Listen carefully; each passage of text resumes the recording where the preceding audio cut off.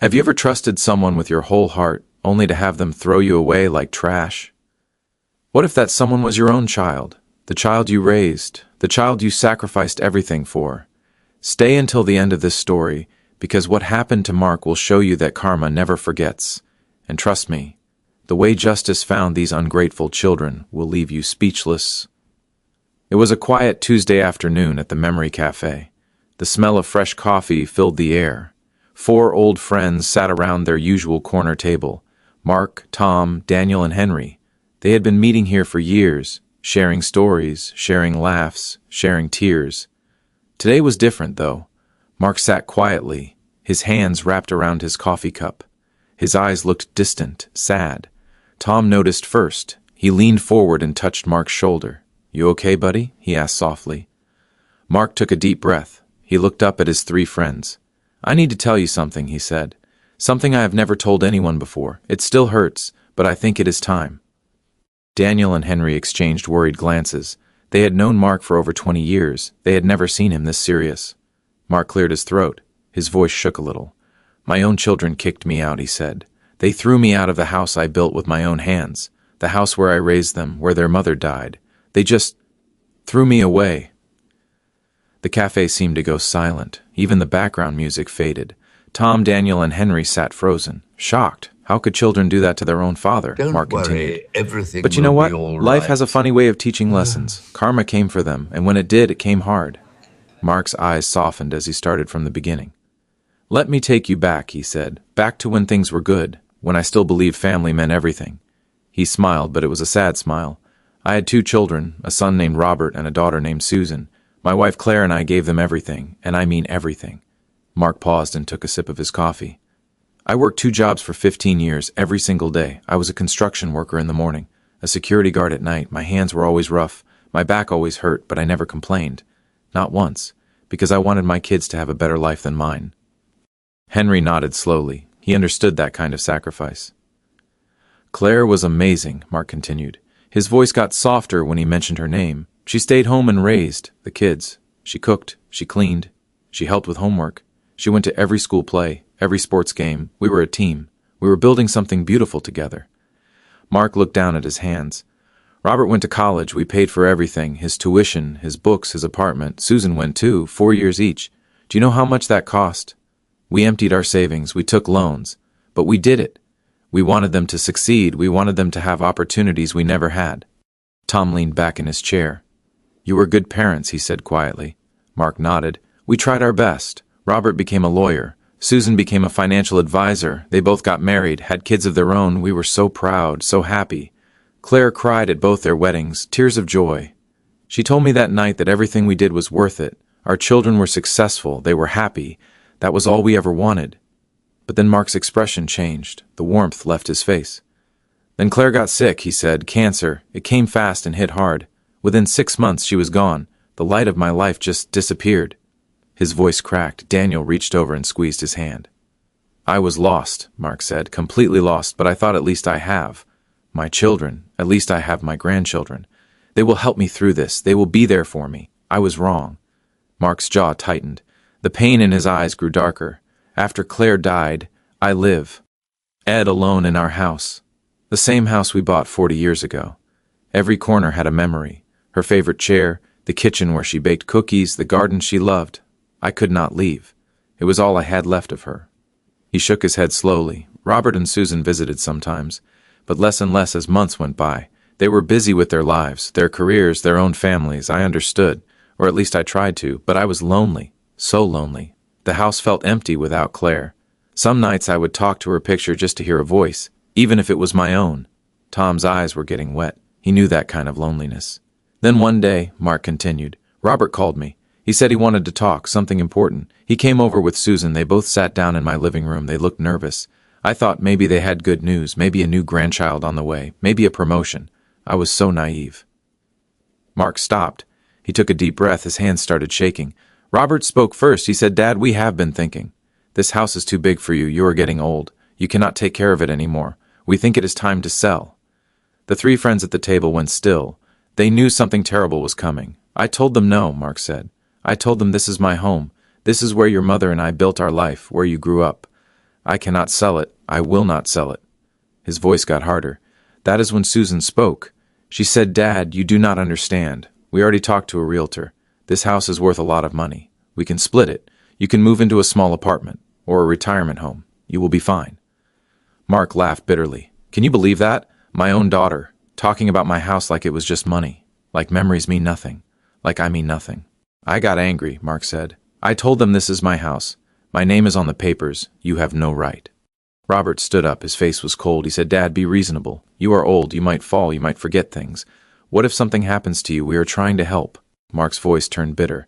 Help, that word. They kept using that word, but I knew the truth. They wanted the money. They saw dollar signs, not their father, not their childhood home, just money.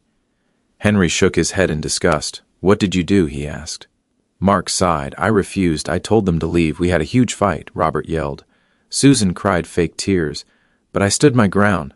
I thought that was the end of it. I thought they would cool down and apologize. I was so wrong. He paused again. This part was clearly harder to tell. 2 weeks later they came back, but this time they brought lawyers, papers, documents. They claimed I was mentally unfit, that I could not take care of myself, that I was a danger to myself. All lies. Complete lies. But they had doctors' reports, reports I never gave, reports from doctors I never saw. They forged everything. The cafe felt heavy with anger now. All three friends were furious. The court believed them, Mark said. His voice was barely a whisper now. I could not afford a good lawyer. I could not fight back. Within 2 months they took everything, the house, my savings, everything Claire and I built, for 50 years. Gone, just like that. Tears rolled down Mark's cheeks. He did not try to hide them. The worst part was not losing the house. It was the day they kicked me out. Robert stood at the door. He watched movers take my stuff, my clothes, my photos, Claire's things. He did not help. He just watched. Susan did not even show up. She sent me a text. It said, "Good luck, Dad. We will check on you soon." They never did. Mark wiped his eyes with a napkin. His friends sat in silence, their own eyes filled with tears. They gave me some cash, Mark said. $5,000. Like that made up for stealing my entire life. They sold the house for $400,000, split it between themselves, and gave me $5,000. Their father, the man who paid for their education, their weddings, everything. He laughed again. But there was no humor in it, only pain. I found a tiny room to rent. It was in a bad neighborhood. The walls were thin, the heat barely worked, the bathroom was shared with 3 other people, but it was all I could afford. I went from a 4-bedroom house to a single room with a hot plate and a mattress on the floor. Daniel closed his eyes. He could not imagine that fall, that humiliation. I tried to find work, Mark continued, but I was 72 years old. Who wants to hire a 72-year-old man? My back hurt, my knees hurt. I had no skills for modern jobs. I could not use computers. Well, I applied everywhere. Grocery stores, gas stations, anywhere. Everyone said no. The weight of his words pressed down on the table. Some days I did not eat, Mark said quietly. I had to choose between food and rent. I always chose rent, because I could not be homeless. I could not sleep on the streets. That fear kept me awake at night, so I skipped meals. I lost weight. My clothes hung loose on my body. I looked like a ghost. Tom reached across and grabbed both of Mark's hands. He held them tight. I stopped going out, Mark said. I was ashamed of what my children did, ashamed of how I looked, ashamed that I failed. I spent days just sitting in that room, staring at the wall, thinking about Claire, wishing I could join her, wishing this nightmare would end. Months passed like this, Mark said. Every day felt the same. Wake up, stare at the ceiling, try to make one meal stretch into 2, go to sleep hungry, wake up and do it again. I stopped caring about myself. I stopped shaving, stopped cutting my hair. What was the point? Nobody cared if I lived or died. My own children had forgotten me. His voice trembled. I called them a few times in the beginning. Robert never answered. His phone went straight to voicemail. Susan answered once.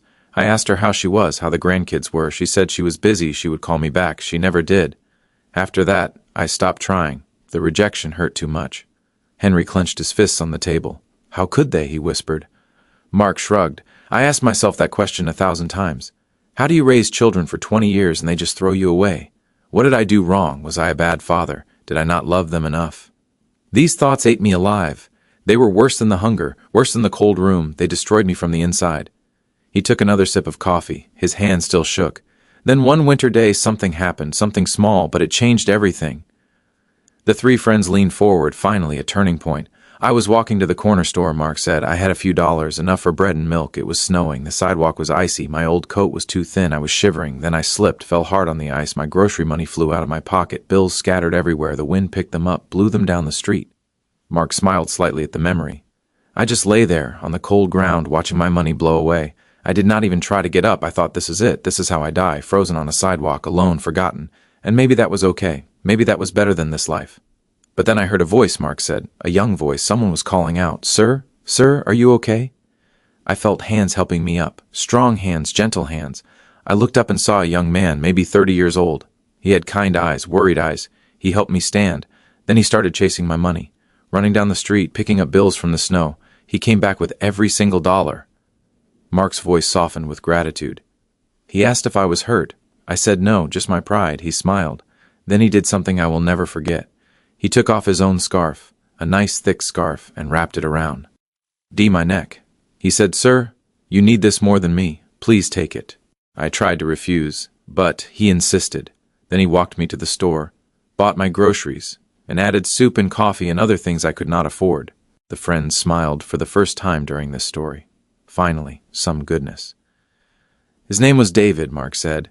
He owned a small restaurant nearby. We talked while he walked me home.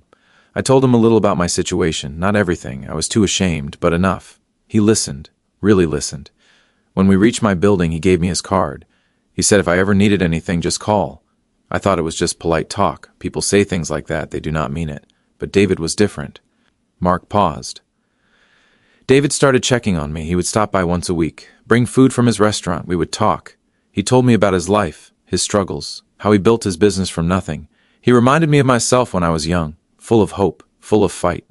He made me feel human again, made me feel like I mattered. Tom smiled warmly. Some people are just good, he said. Mark nodded. David was an angel, I truly believe that, and here is the thing.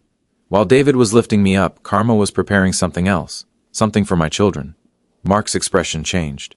There was something darker in his eyes now, not anger, but satisfaction, cold satisfaction. I learned all of this later, Mark said, but let me tell you what was happening to Robert and Susan while I was struggling in that tiny room. He leaned back in his chair.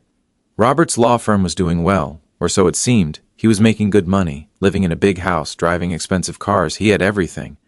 But he got greedy. He started taking shortcuts, lying to clients, hiding money, doing things lawyers should never do. Henry raised his eyebrows. One of his clients found out, Mark continued. A big client, someone with power and connections. They reported him. The state bar launched an investigation. They dug deep, and they found everything. All his lies, all his fraud, all his stolen money. Within 6 months, Robert lost his license. He could not practice law anymore. His career was over.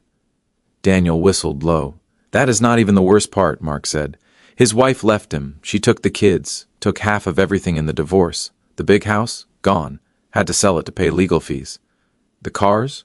Repossessed. His savings? All went to settlements and lawyers. Robert went from the top to the bottom in less than a year. Tom shook his head slowly.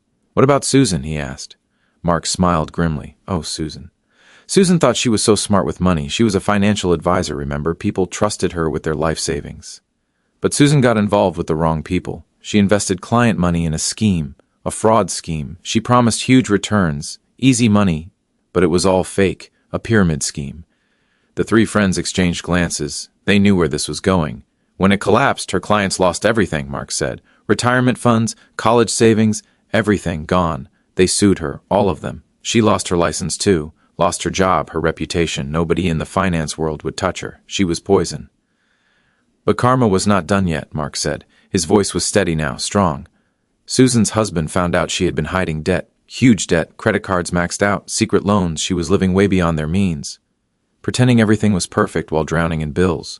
When the lawsuits hit, he saw the truth, all of it. He filed for divorce immediately, took their daughter. Susan was left with nothing but debt and shame. Mark took a breath. Within 18 months of kicking me out, both my children lost everything. Their careers, their marriages, their homes, their money, everything they stole from me, gone. Everything they valued more than their own father, destroyed. And you know what the universe did? It made sure they felt exactly what I felt.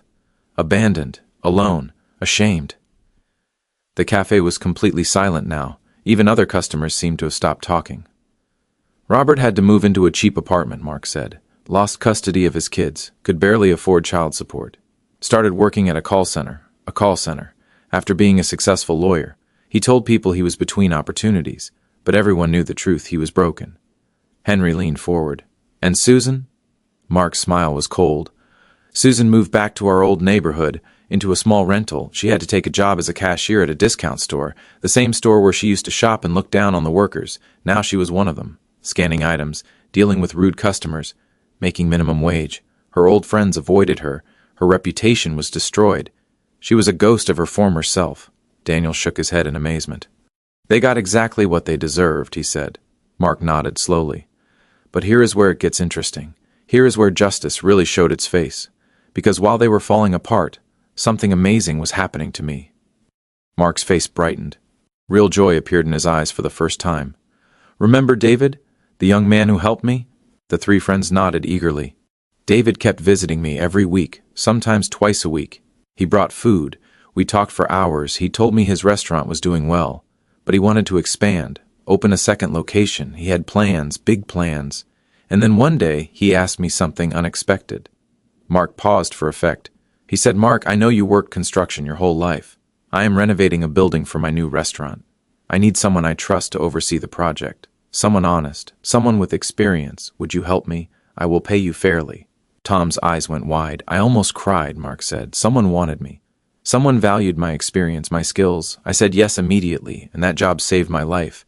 Not just because of the money, but because it gave me purpose again, a reason to wake up, a reason to matter. He smiled warmly. I worked on that renovation for 4 months. David paid me well, better than I expected. But more than that, he treated me with respect. He listened to my ideas. He valued my opinions. I felt alive again, like Mark the builder, not Mark the abandoned father. Henry grinned. The restaurant opened and it was beautiful, Mark continued.